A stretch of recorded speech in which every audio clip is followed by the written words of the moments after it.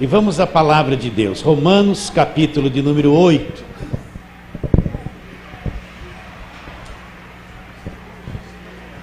Romanos, capítulo 8. Nós vamos continuar a pregação de domingo passado, que eu não consegui concluir. Pena que muitos irmãos não vieram hoje. Mas você veio e vai ouvir a palavra de Deus. Então, Romanos, capítulo 8. Vamos ler um versículo só, versículo 33. É uma pergunta e uma resposta. Então isso tem que estar bem claro no teu coração. Isso que nós vamos falar hoje tem que ser uma coisa bem clara e viva dentro do teu coração. Porque isso aqui está escrito, é verdade, é nova aliança, é o Evangelho. E Paulo, inspirado por Deus, não disse isso, não foi escrito isso só por acaso.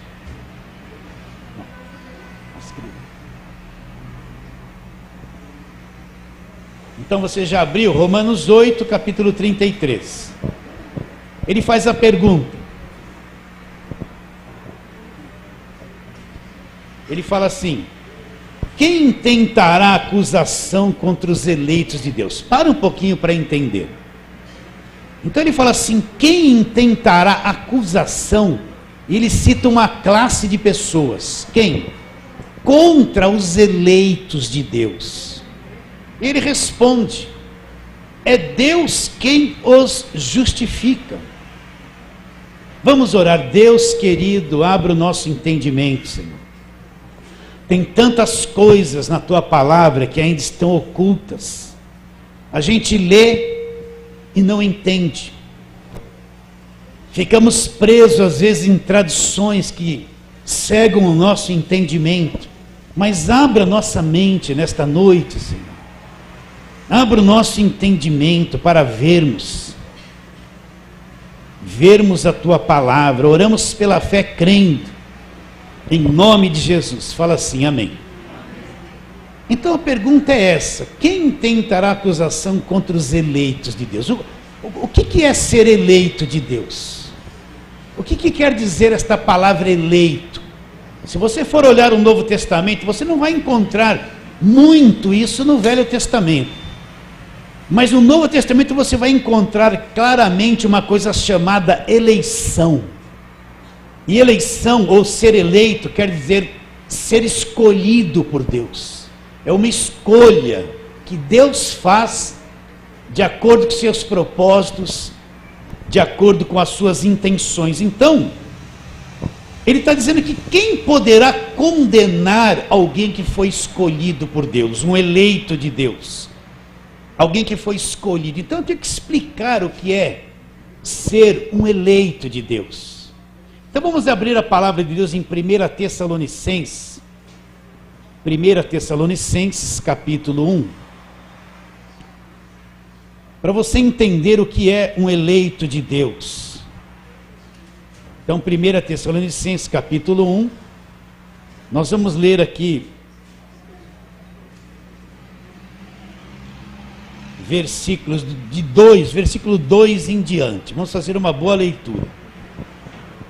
Então acompanhe, leia, veja se está escrito isso na palavra de Deus. Ele diz assim: damos sempre graças a Deus por vós, mencionando-vos em nossas orações sem cessar. Então olha o que Paulo está dizendo. Ele orava sempre pelos Tessalonicenses. E ele sempre dava graças a Deus pelos Tessalonicenses, quando ele orava por eles. E olha o que Paulo fala: recordando-nos diante do nosso Deus e Pai, da operosidade da vossa fé, da abnegação do vosso amor, e da vossa firmeza e esperança em nosso Senhor Jesus Cristo, reconhecendo, irmãos amados, a vossa eleição. Agora, o que prova essa eleição? Ele diz: porque o nosso evangelho não chegou até vós tão somente em palavra, mas sobretudo em poder no Espírito Santo, em plena convicção, assim como sabeis ter sido nosso procedimento entre vós, e por amor de vós, Com efeito, vos tornastes imitadores nossos e do Senhor, tendo recebido a palavra, posto que em meio a muita tribulação, com alegria no Espírito Santo. Então, Paulo dava graças a Deus. Paulo olhou para os Tessalonicenses e reconheceu que eles eram escolhidos de Deus. Reconheceu que eles eram eleitos de Deus. Por quê? Paulo identificou eles como escolhidos e eleitos de Deus. Porque aconteceu uma coisa extraordinária que precisa acontecer no coração de todas as pessoas. Olha o que Paulo fala.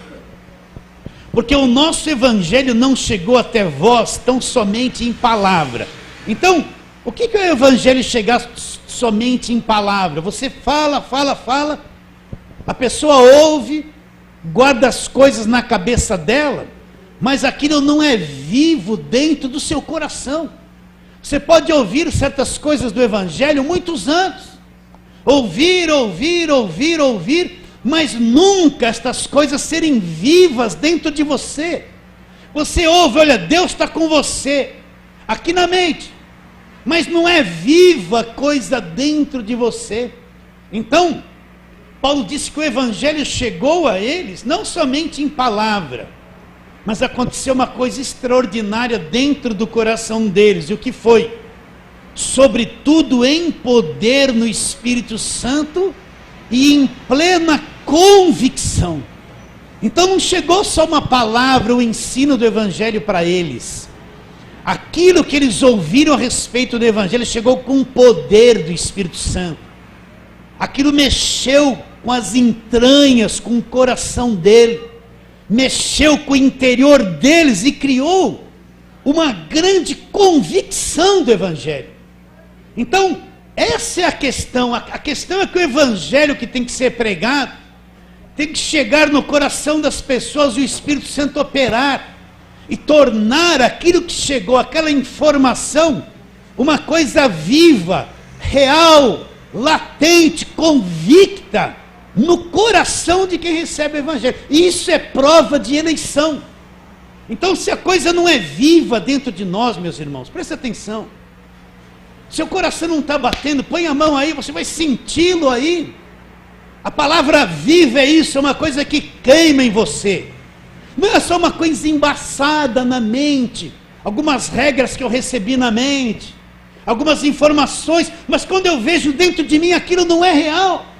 Quantas pessoas que falam que crê, mas na hora de crer, elas não crê, porque a coisa não é viva dentro delas. Mas quando a palavra chega no poder do Espírito, acende o coração. Aqueles discípulos que estavam em caminhos de Emaús, dizendo, olha, Jesus morreu, eles estavam andando e caminhando, Jesus se aproximou deles, e perguntou a eles, o que está acontecendo com vocês? Eles responderam, você é o único em Jerusalém que não sabe dos últimos acontecimentos? Como Jesus de Nazaré, poderoso em palavra, em obras, foi morto pelas nossas autoridades, e agora já faz 3 dias e tudo isso se perdeu, nós estamos voltando aqui com o coração triste.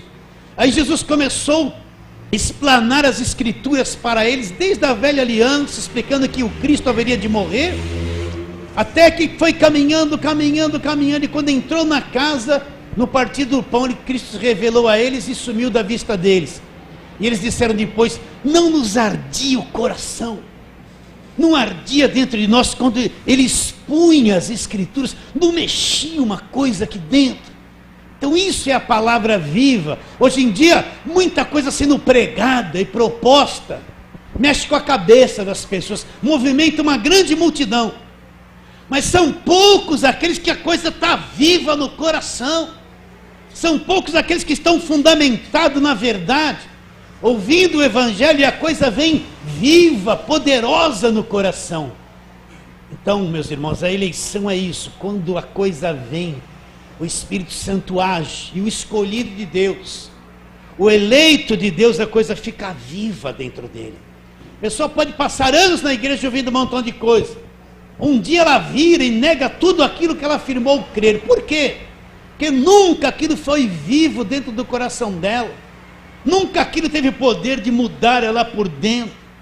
Nunca aquilo teve poder de trazer uma nova perspectiva de vida, de esperança. Agora o eleito de Deus, o escolhido, a coisa fica viva dentro dele. Viva. A fé dele não é uma coisa morta, que não tem efeito. Quando ele lê lá, me libertou do império das trevas e me transportou para o reino do Filho do seu amor. Ele tem convicção que isso aconteceu na vida dele. Ele sabe que isso é real. Ele sabe que é um liberto do poder do diabo, porque Cristo libertou. Ele não acredita mais em água milagrosa, em areia ungida, em rosa ungida, em óleo ungido, para libertar a vida dele. Por quê? Porque ele conhece a verdade, ele sabe que o poder de Deus agiu dentro dele. Ele encontrou o Filho que liberta, conhece Colossenses 1,13, que foi libertado do poder do diabo, transportado para uma outra dimensão. Ele sabe disso, é vivo dentro dele. Ele não é mais aterrorizado com medo do diabo. Ele não é mais aterrorizado com medo de macumba, de inveja, essa superstição que entrou na igreja. Ele é convicto que é um liberto do poder do diabo. Ele sabe que tem autoridade no nome de Jesus contra o diabo. Ele sabe disso, está dentro dele. Está vivo. Ele entra numa zona de segurança. Agora, aquele que a coisa não é viva dentro dele, ele tem medo de tudo. Ele é supersticioso, ele acredita em qualquer besteira. Se alguém chegar e falar que isso aqui é uma caneta libertadora, dá uma oferta e leva para casa, ele vai acreditar que é uma caneta libertadora, porque ele não tem convicção de nada. Ele acredita em qualquer mentira que não é o evangelho que é proposta para ele. Mas o eleito, salvo, aquele que ouve, Jesus diz assim: as minhas ovelhas ouvem a minha voz, não ouve a voz de estranhos e me segue, eu lhes dou a vida eterna. Ele sabe, ele é uma ovelha, ele ouve a voz do Senhor, está vivo dentro dele. Então, quando o crente entra num conflito, numa luta, e a coisa não é viva no coração, ele esmorece, ele desiste, ele cai, ele é fraco, não tem decisão. Ele vai ficar assim: ora por mim, ora por mim, ora por mim, ora por mim, ora por mim, o tempo todo. Ele é inseguro. Mas quando a coisa é viva no coração, ele sabe como enfrentar, ele tem uma verdadeira fé. Então essa palavra do Evangelho chegou aos Tessalonicenses. Primeiro Paulo fala assim: reconhecendo, irmãos amados, a vossa escolha, a vossa eleição, ele fala. Porque o nosso Evangelho não chegou tão somente até vós, não somente em palavra, mas sobretudo em poder no Espírito Santo, em plena convicção. Assim como sabeis ter sido o nosso procedimento entre vós por amor de vós, com efeito, vos tornastes imitadores nossos e do Senhor. Olha como eles receberam a palavra, como eles receberam a palavra do Evangelho. Não estava tudo bem, não estava tudo certinho na vida deles, eles estavam no meio de muita tribulação. Olha o que ele fala: com efeito, vos tornastes imitadores nossos e do Senhor, tendo recebido a palavra, posto que em muita tribulação. Mas o que aconteceu?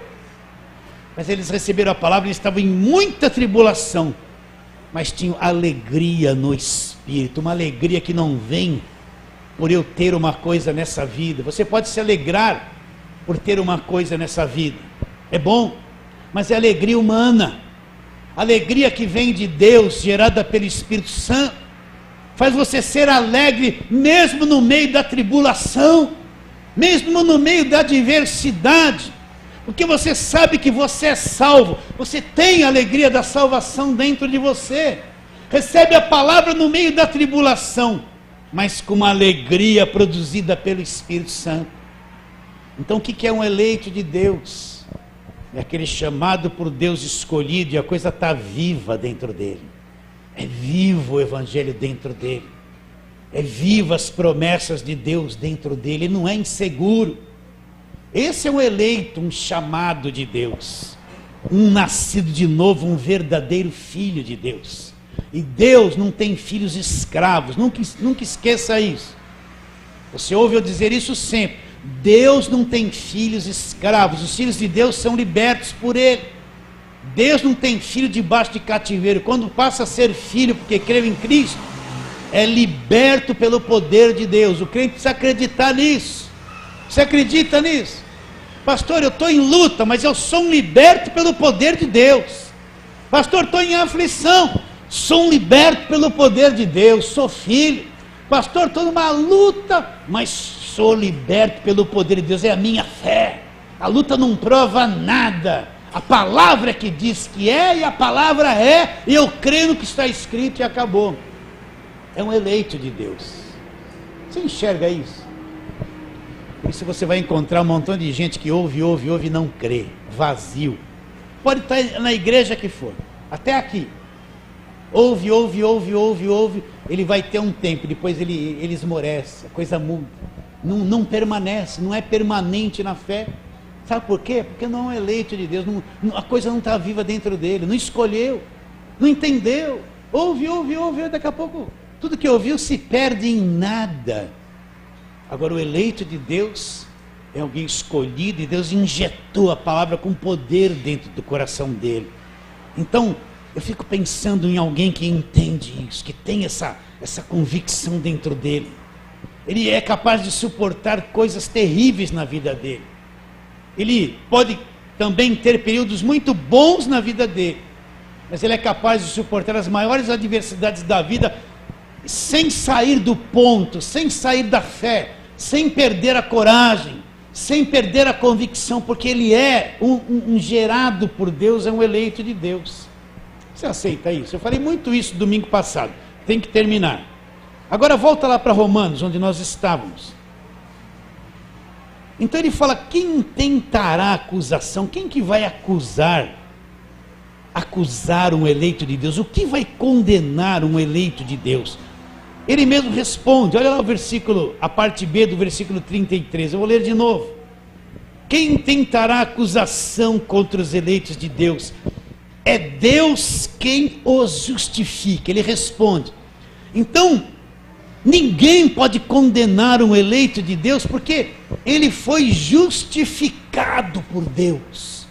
A justificação é uma das coisas mais lindas do Evangelho. Pena que é tão pouco ensinado e pregado a respeito disso. Mas a justificação é um dos itens da nova aliança, uma das coisas mais lindas do Evangelho. Então, o que é ser justificado? Eu vou explicar para você de novo. A pessoa devia 100 mil reais, não tem com que pagar, o credor está com a documentação, nota promissória, tudo assinado por ela, e vai pô-la na cadeia, porque ela não tem com que pagar os 100 mil reais. Tem uma sentença sobre ela, condenada, porque ela deve e não tem com que pagar, vai para a cadeia. Ela não tem condições de fazer isso. Não tem condições, os recursos delas não tem condições de cumprir o compromisso que ela tem. Aí outra pessoa sabe do compromisso dela, sabe da sentença que está sobre ela, da condenação que pesa sobre ela, que ela vai lá para a cadeia. Então essa pessoa tem recurso, tem os 100 mil reais. Ela assume o lugar do devedor, ela vai lá para o credor, quanto é que ele deve? 100 mil reais. Ela pega dela, assume o lugar dele, vai lá, paga o que aquele devedor devia, paga lá os 100 mil reais, me dá todos os comprovantes, nota promissória, tudo que ele assinou. O credor dá, ele rasga tudo, e a partir daquele instante a dívida daquele que tinha uma sentença sobre ele, que ia para a cadeia, aquela pessoa não fez nada para pagar, mas esse aqui pagou, assumiu o lugar dela, pagou por ela, e ela ficou livre da condenação. Ela foi justificada, não por alguma coisa que ela fez, mas por aquilo que este que assumiu o lugar dela fez por ela. Então é isso que nós temos que entender. Cristo assumiu o nosso lugar, o lugar dos pecadores que éramos nós. Ele tomou a nossa dívida sobre si, ele não devia nada. Ele não tinha pecado, não devia nada, ele nos substituiu, tomou tudo que era contra nós, foi na cruz do Calvário, pagou a nossa dívida e nos justificou. A sentença de condenação que pesava sobre nós, o diabo que tinha domínio sobre nós, porque nós éramos pecadores, devedores, foi tudo desfeita. Colossenses 2, 14 e 15 diz que o escrito da dívida que era contra nós, que constava de ordenanças, que nos era prejudicial, Cristo removeu, desfez isso encravando na cruz. Cristo pagou o preço por nós, o preço do nosso pecado, da nossa dívida, da nossa condenação, liquidou com a fatura. O que eu fiz? Nada. Agora Ele passou para a minha vida o benefício de tudo aquilo que Ele alcançou. Por isso que a Bíblia diz que a justificação não é alcançada por obras, não é alcançada por quanto jejum eu faço, não é alcançada por quanta oferta eu dou, ela não é alcançada pelo homem. A justificação é uma dádiva, é um presente que vem de Deus. Então, quando eu creio em Cristo, aceito Ele como o único e suficiente Salvador, eu sou justificado aos olhos de Deus agora. Deus olha para mim e fala: este aí acreditou no meu filho, foi justificado, ele agora foi feito justo, não por obras que ele praticou, mas porque ele acreditou naquela obra que Cristo fez na cruz. Então, meu irmão, a justificação é a coisa mais linda, difícil de ser entendida. Por quê? Porque é imposta na nossa cabeça um monte de coisas. Para Deus me aceitar, eu tenho que fazer isso, fazer aquilo, eu não posso fazer isso, não posso fazer aquilo. A gente pensa que a justificação é uma questão de quantas coisas melhores eu fiz e quantas coisas ruins eu deixei de fazer. Mas isso não justifica o homem. O que justifica o homem é o que Cristo fez na cruz por nós. Então, quando Deus olha para nós agora, Ele fala: vocês estão justificados. A sentença de condenação, a dívida que vocês tinham, o cárcere que vocês seriam presos, tudo isso Jesus levou na cruz, pagou o que vocês deviam. O nome de vocês está limpo na praça agora, e não pesa mais a condenação sobre vocês. E vocês vão dizer: mas Deus, eu não fiz nada. Deus responde: nem poderia fazer, mas Cristo fez no lugar de vocês e justificou vocês. Então, o justificado, o que é ser um justificado? O que é ser um justificado? É a coisa mais linda. Isso só aparece no Novo Testamento. Por quê? Porque na velha aliança tudo era por obras, era baseada na lei, era por fazer coisas, e nenhum conseguiu cumprir a lei. Por isso que a Bíblia diz que pela lei ninguém será salvo pela graça de Deus. Mas na nova aliança, a justificação não vem pelo que eu faço, ela vem pela fé que eu tenho naquilo que Cristo fez. Então Cristo é o nosso justificador. Então, quando Deus olha para nós agora, Ele fala assim: foi imputado a você a justiça do meu filho. Nós não somos justos por conta própria, mas Deus passou a justiça de Jesus, conquistada por Ele, deu a nós gratuitamente. Então, o que é ser um justificado? Sabe o que é ser uma pessoa justificada? Ela foi declarada por Deus justa. É como um indivíduo está num tribunal, tem lá o promotor, o juiz e o defensor. É feito aquele debate. O promotor vem, fala tudo contra o réu para condená-lo. Vem o defensor, mostra um outro aspecto do processo e fala tudo diante dos jurados para absolvê-lo. É criado um debate entre o promotor e o defensor, e o réu está ali, não faz nada. Aí os jurados vão votar pela condenação ou absolvição, e depois eles vão na sala lá do fundo e votam, e o promotor vem com o resultado na mão. Ele vai ler diante de todos o resultado. O defensor ganhou, o defensor convenceu, o defensor promoveu a absolvição do réu. Então vem o juiz e diz assim: olha, fulano de tal, depois do voto de todos os jurados, foi declarado absolvido, não entrará em condenação, foi declarado inocente. Tudo aquilo que pesava sobre o réu foi desfeito, acabou a partir do momento que o juiz declarou a sentença de absolvição. Acabou a condenação. Então Deus declarou a sentença de justificação sobre a nossa vida. Por quê? Porque Cristo, nosso defensor, fez tudo por nós, acabou com os processos contrários, resolveu tudo na cruz e nos justificou. Você aceita isso? Agora, quem está debaixo de lei Ele está se matando de fazer coisas para tentar alcançar aquilo que Deus deu de graça na pessoa de Jesus Cristo. Então vamos ler isso na palavra de Deus. Você não vai encontrar isso no Velho Testamento, que é revelado no Novo. Então vamos lá. Vamos lá, Gálatas capítulo 2. Gálatas capítulo 2.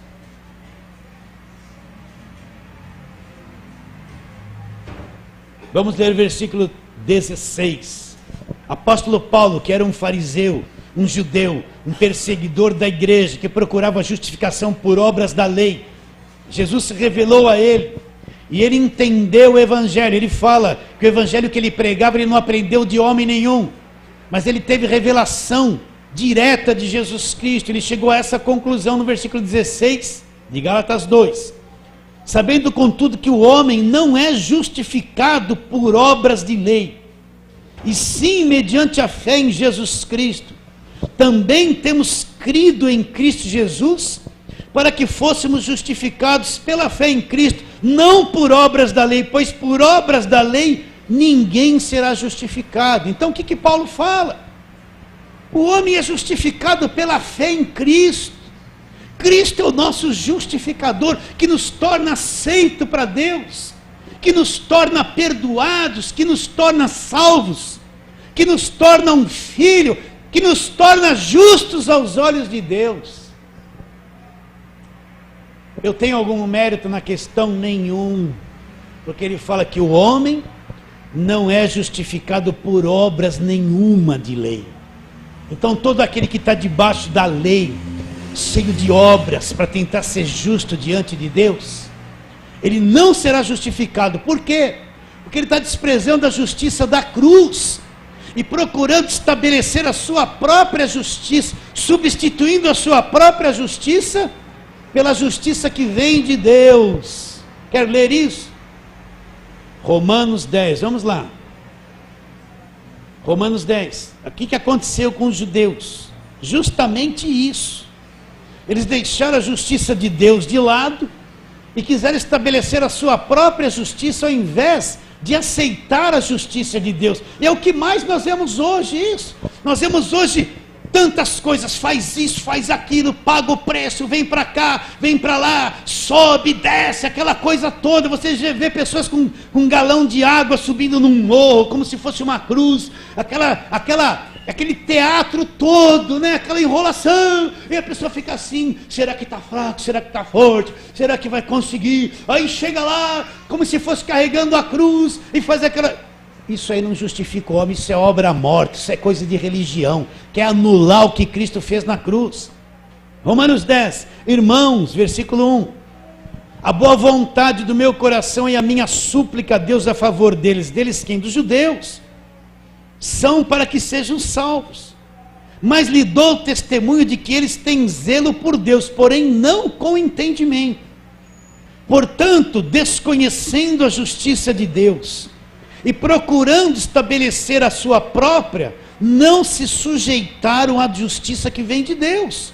Porque o fim da lei, presta atenção, meus irmãos, o fim da velha aliança feita com sangue de animais, o fim da lei é Cristo. Então Cristo encerrou a lei, é o fim da velha aliança, ele é o último sacrifício, ele estabeleceu a nova aliança com o sangue dele. Toda aquela coisa do passado foi encerrada. Nós vivemos numa nova aliança, num novo testamento. A pessoa toma a ceia, o pastor fala: este cálice representa o sangue do Novo Testamento. A pessoa toma a ceia e não sabe o que está fazendo. A ceia é uma celebração que expressa o início da nova aliança e o selo da nova aliança com o sangue de Cristo. A pessoa toma a ceia e está lá: olha, Moisés mandou fazer isso, você tem que fazer também. E não entra na nova aliança, não entra no Novo Testamento.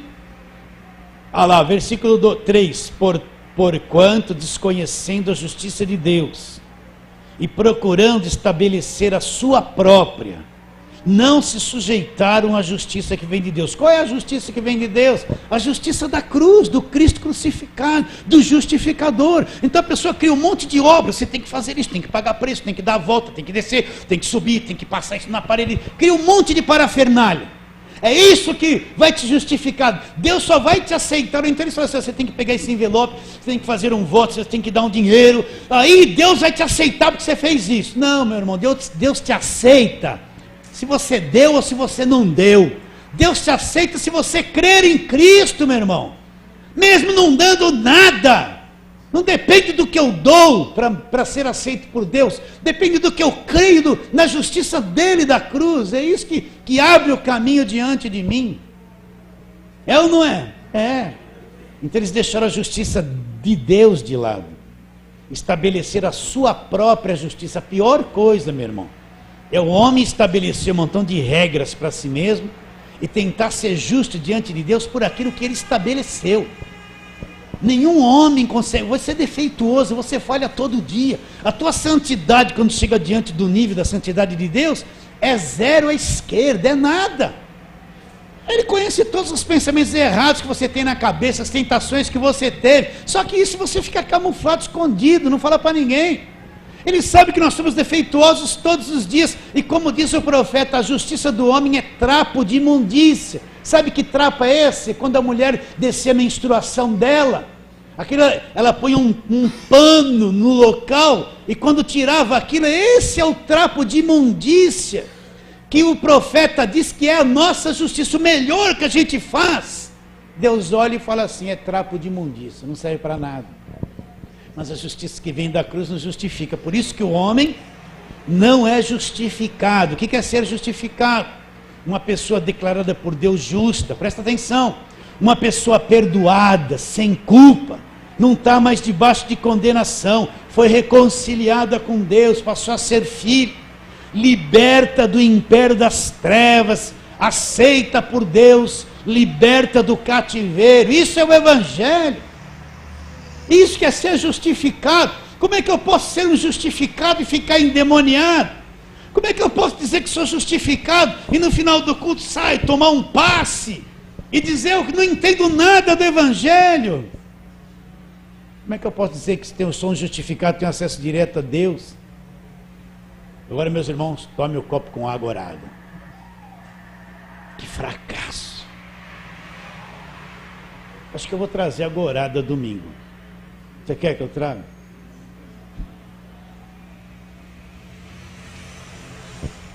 O homem não é justificado por obras. Entenda, meu irmão, quando é que nós vamos entender isso?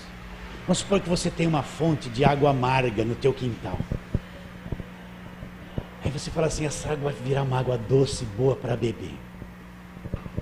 Olha, essa região do Jaçanã, que você sabe que é o Jaçanã, aquele passarinho, né? Era uma região toda cheia de água, de lago, uma região úmida. Se você mora nessa planície aqui, o que vai acontecer? No pé da tua parede sempre vai criar umas bolinhas, uma casquinha, uma areinha saindo, porque é úmido essa região toda. Eu faço um monte de coisa no pé da parede em casa, depois de algum tempo as borbulhinhas vêm tudo, porque é a região úmida. E a água que tem aqui não serve para beber, é uma água desse solo contaminado. Vamos supor que você tenha lá uma fonte na sua casa que sai essa água contaminada, e você rodeia ela de flor, deixa ela bem bonita, vem as abelhinhas na flor, você põe umas rosas mais em cima, você põe umas pedras bonitas, faz uma ornamentação linda em volta daquela água, para ela mudar e se tornar uma água boa. Mas a fonte, o que vem de baixo, é contaminado. Nunca ela vai se tornar uma água potável. Você pode embelezar, pode mudar de roupa dela, pode pôr um perfuminho, pôr umas joias em volta dela. Alguém fala, nossa, que jardim lindo, parece até Jerusalém celestial, né? Mas o que vem de dentro é contaminado, nunca vai se purificar. Então entenda isso, meu irmão. Jesus disse, o que contamina o homem não vem de fora, é o que vem de dentro. E de dentro do coração do homem é que vem aquela lista de coisas que eu contamino. Então o melhor que eu faço para Deus, quando chega diante de Deus, é fonte de água amarga. Chega manchado, porque o nível de Deus, de justiça, é uma coisa que eu não posso produzir. Então o melhor que eu faço, posso embelezar, pôr perfume, rodear, pôr pedra preciosa, fazer tudo uma imagem linda. Mas o que vem lá de dentro sempre vai ser contaminado. Por isso que a justificação não é por obras, é pela fé naquilo que Cristo fez na cruz do Calvário. Fala assim, amém. Vamos ver outra coisa, Romanos 3. Romanos 3. Vamos ler versículo 21, mas a tônica é o versículo 24. Romanos 3, 21. Mas agora lá sem lei se manifestou a justiça de Deus. O que se manifestou? A justiça de Deus, testemunhada pela lei e pelos profetas. Justiça de Deus mediante a fé em Jesus Cristo, não por obras, para todos e sobre todos os que acreditam, porque não há distinção, pois todos pecaram e todos carecem da glória de Deus, sendo justificados gratuitamente. Como é que eu sou justificado? Gratuitamente por sua graça, mediante a redenção que existe aonde? Em Jesus Cristo. Então, como é que eu sou justificado? Como é que a minha dívida foi paga? Como é que meu nome foi limpo? Gratuitamente pela graça de Deus. Então, a graça de Deus, fundamentada na obra da cruz, é que me justifica.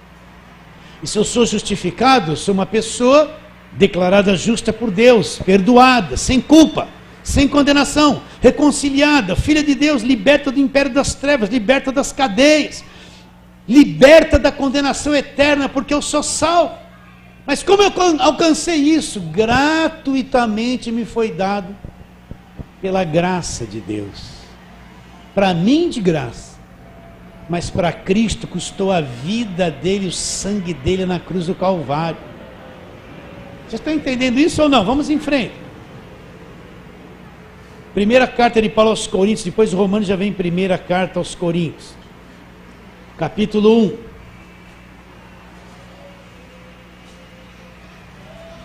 Versículos 30 e 31. Versículos 30 e 31 diz assim: mas vós sois dele. De quem nós somos? Nós somos dele, em Cristo Jesus. E o que Cristo Jesus se tornou para nós, da parte de Deus? O qual se nos tornou da parte de Deus sabedoria, justiça, santificação e redenção. Então, Cristo se tornou da parte de Deus 4 coisas: sabedoria, justiça, santificação e redenção. Então a justiça, Cristo é a nossa justificação. Cristo é o que nos justificou, que tomou o nosso lugar, que foi para a cruz e pagou o que nós devíamos, que limpou o nosso nome, que riscou a cédula, desfez na cruz, que quebrou o poder que o credor tinha sobre nós. A partir do momento que eu não devo mais nada, aquele credor não pode falar assim, me paga. Ele perdeu o direito que tinha sobre a minha vida. Então Cristo pagou por nós. E o direito que o diabo tinha sobre a nossa vida por causa do pecado foi desfeito, acabou. O diabo não tem direito sobre a vida do verdadeiro crente, porque ele foi justificado. Sim ou não? Porque ele foi justificado. Então o que Cristo se tornou da parte de Deus? Justiça de Deus. Então, como Deus se agrada quando um homem, uma mulher chega diante dele e fala assim: Senhor, eu não tenho nenhum mérito, eu descobri o ser defeituoso que sou, eu descobri que o melhor da minha obra e da minha justiça é trapo de imundícia, mas eu também descobri uma outra coisa: a justiça que vem pela fé eu aceito, Senhor. Eu não vou estabelecer a minha própria justiça, vou deixá-la de lado porque eu descobri que ela é contaminada, mas vou receber e crer na justiça que vem da cruz. Então é isso que Deus quer que cada um de nós entenda: confiança total em Jesus Cristo e na obra da cruz do Calvário. Fala assim, amém? Amém. Vamos para outro texto. Segunda carta de Paulo aos Coríntios, você está no primeiro, vai para frente, capítulo de número 5.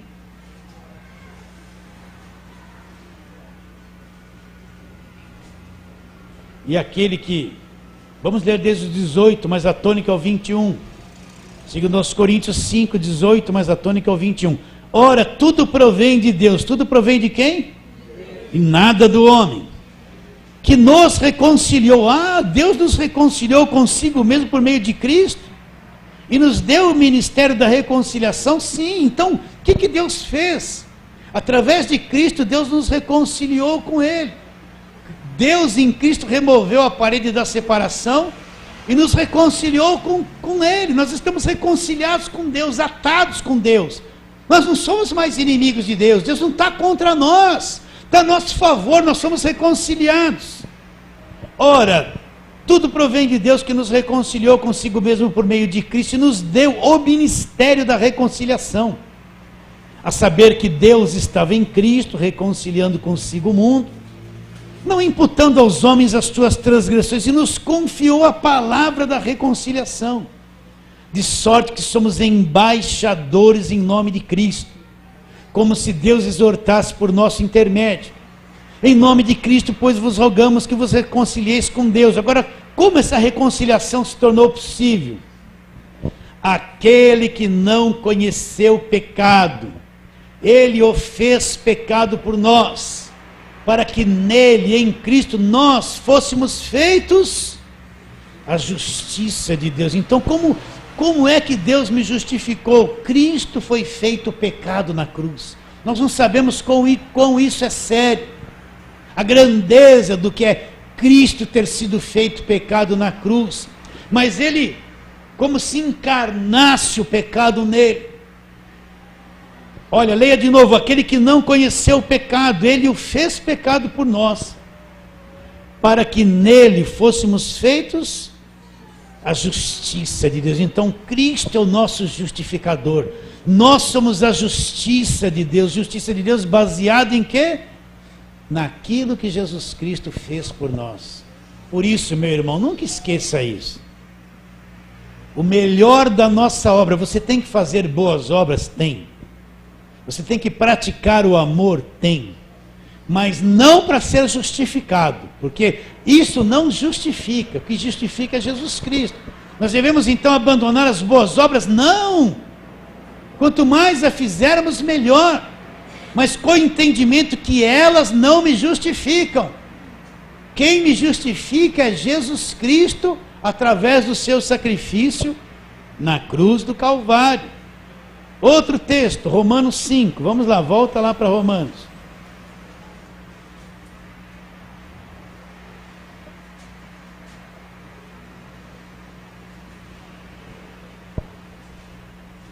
Olha que coisa linda que fala Romanos 5, a partir do versículo de número 9.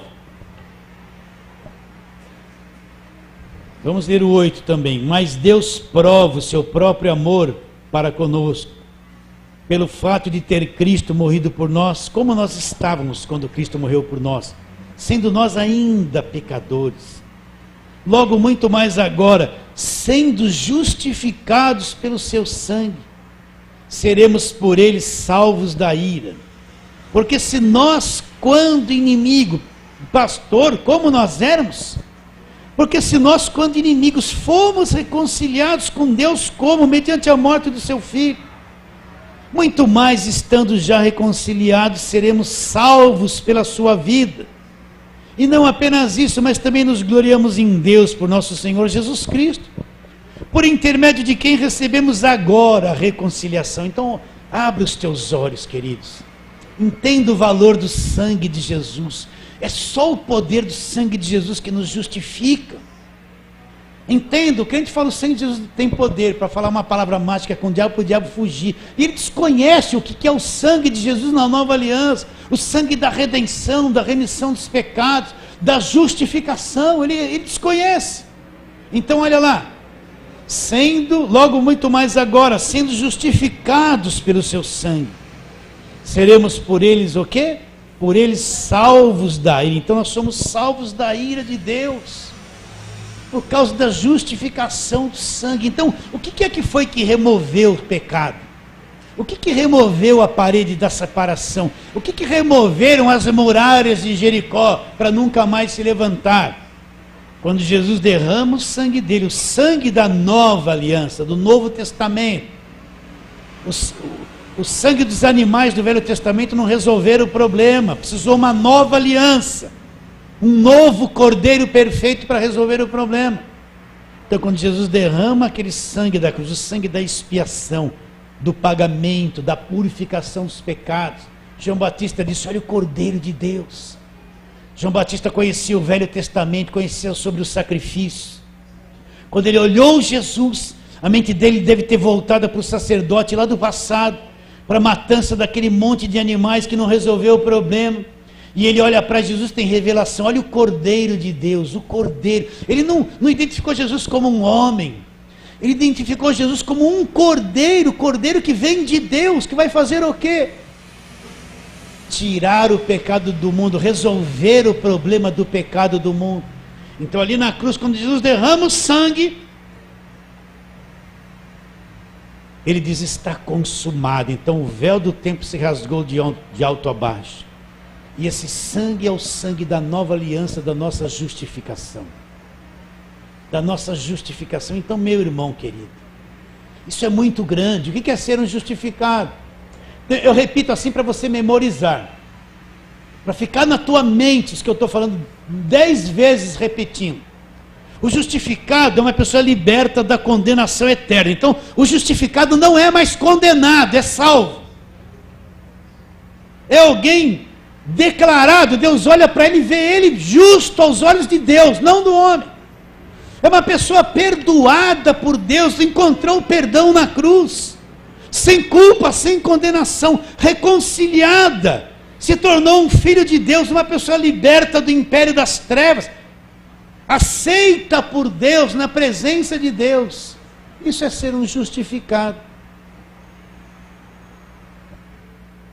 Então o sangue de Jesus, olha como o sangue é poderoso, ele nos tornou justificados diante de Deus. Coisa mais linda. Então, se o crente descobre isso, agora o diabo não quer que o crente saiba disso. Sabe o que o diabo quer? Ele quer assim: ó, você precisa de libertação. Tem um demônio na tua casa, tem um demônio na tua cabeça, tem um demônio no teu filho, tem um demônio no teu marido, tudo é endemoniado. O diabo quer que você creia que ele é maior que Jesus. O diabo quer que você creia numa rosa morta para ele ir embora. O diabo quer que você creia em óleo ungido. Vê, procura o Novo Testamento, óleo ungido. Vê se os apóstolos ungiam óleo. Presta atenção, seja inteligente. Ele quer que você creia nessas mentiras para encobrir a obra da cruz. Cadê os pregadores do Cristo crucificado que falam da obra da cruz, do poder do Cristo crucificado? Não falam mais. Só você vai ganhar um carro, vai ganhar uma casa, vai ficar rico, vai virar empresário, vai casar, né? Ou então manda 1 milhão para mim que vai resolver o seu problema. Mas cadê os pregadores do Cristo crucificado, do Evangelho da cruz? Você não vai encontrar quase ninguém, porque não dá muita vantagem. Mas isso é o poder de Deus. Então o diabo quer encobrir a obra da cruz, encobrir o poder de Jesus, a pessoa de Jesus, para a igreja ficar correndo atrás do vento, campanha, da volta, campanha. A muralha de Jericó, eles derrubam toda semana a muralha de Jericó, mas na semana seguinte eles levantam de novo para rodear de novo, nunca cai. Eu sou crente há 35 anos, eu fiz 300 campanhas de Jericó, mas até hoje ainda estou falando que ela está de pé na cabeça deles. Mas na cruz a muralha já caiu, então o sangue derrubou a parede da separação e nos justificou, meus irmãos. Então quando Deus olha para você, você tem que se ver assim: pastor, eu sou pecador defeituoso. Somos. Vamos pecar mesmo não querendo, de repente a gente perde a paciência e peca. Não é verdade isso? Você já descobriu que você não consegue não pecar? Quem tiver sem pecado aqui, atira a primeira pedra. Atira o microfone, eu dou. Todos nós falhamos todos os dias. Sim ou não? Sim. Mas quando Deus olha para nós, Ele nos vê através do sangue. Ele vê a noiva através do sangue, justificada, perdoada, ainda imperfeita, porque está nessa natureza, mas ansiando a perfeição da noiva e o casamento das bodas do Cordeiro. É assim que Ele te vê, liberto. É assim que nós temos que nos ver, como a palavra mostra e como Deus nos vê. Agora vamos lá para terminar, Romanos 8. Quem intentará acusação contra os eleitos de Deus? Você já sabe o que é eleito. É Deus quem os justifica, foi Deus quem justificou. Então quem que vai nos condenar? Quem que vai condenar um eleito de Deus?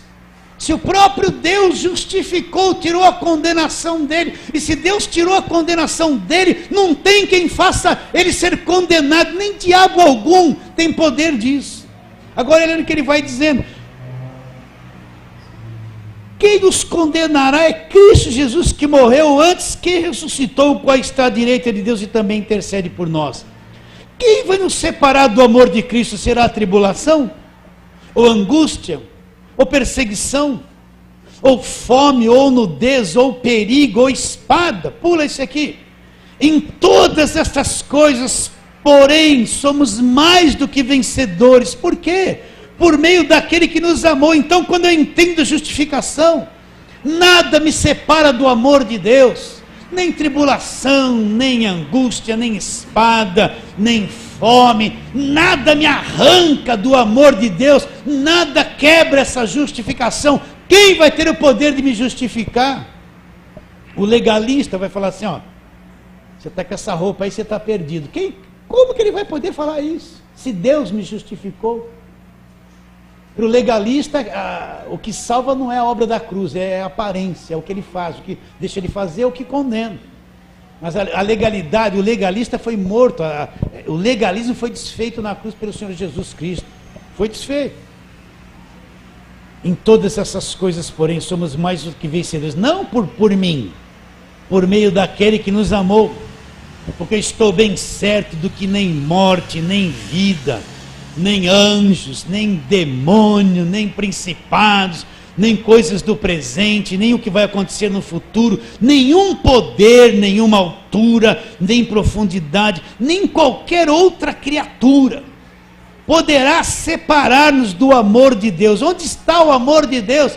Que está em Cristo Jesus, e nós estamos em Cristo. Então não tem nenhum poder no universo, nem a maior macumba do mundo, nem o maior feitiço do mundo, nem nada, nem demônio, nem Satanás, nem obra da feitiçaria, nada tem poder de nos separar do amor de Deus, de quebrar essa justificação. Nada. Por isso que o crente não tem medo de nada. Está com medo? Que medo de diabo, coisa nenhuma. O diabo está derrotado na cruz do Calvário, nós sabemos disso. Então nem altura, nem profundidade, nem qualquer outra criatura poderá separar-nos do amor de Deus que está onde? Está em Cristo Jesus. Então, meu irmão, ande. O Evangelho é um poder que te encoraja. Quando você descobre que o Evangelho é para você, você não é mais aquele crente assim, duvidoso, amedrontado, supersticioso, né? Sempre dependendo de alguém para orar por você, procurando homens para revelar alguma coisa, para ver se vê o futuro. Você tem a sua própria fé, você é corajoso, sabe em quem você acredita. Então você não fica procurando água, nem óleo, nem rosa. Você não precisa nem de campanha, porque você sabe que a tua fé funciona, você sabe em quem você acredita. Fica lá 7 dias fazendo uma mesma coisa para alcançar alguma coisa. Se a porta foi aberta e você tem acesso direto a Deus através do sangue de Jesus, então creia nisso, se aposse disso que você tem que se apossar, que é o Evangelho. Que nada, nem poder, nem altura, nem profundidade poderá separar-nos do amor de Deus que está onde? Em Cristo Jesus. Rodrigo, agora livre estou. Vamos ficar em pé para terminar. Vamos orar. Pai querido, que a palavra seja revelada no íntimo de cada um. Que cada um veja a grandeza da justificação, o sacrifício perfeito, a grandeza do teu amor, Senhor. Que esta semana, esses meus irmãos tenham uma semana de alegria, de liberdade, mesmo no meio da tribulação. Tenham a convicção profunda que a verdade cria dentro do nosso coração. Eu sei que todos estão abençoados pela fé, em nome de Jesus.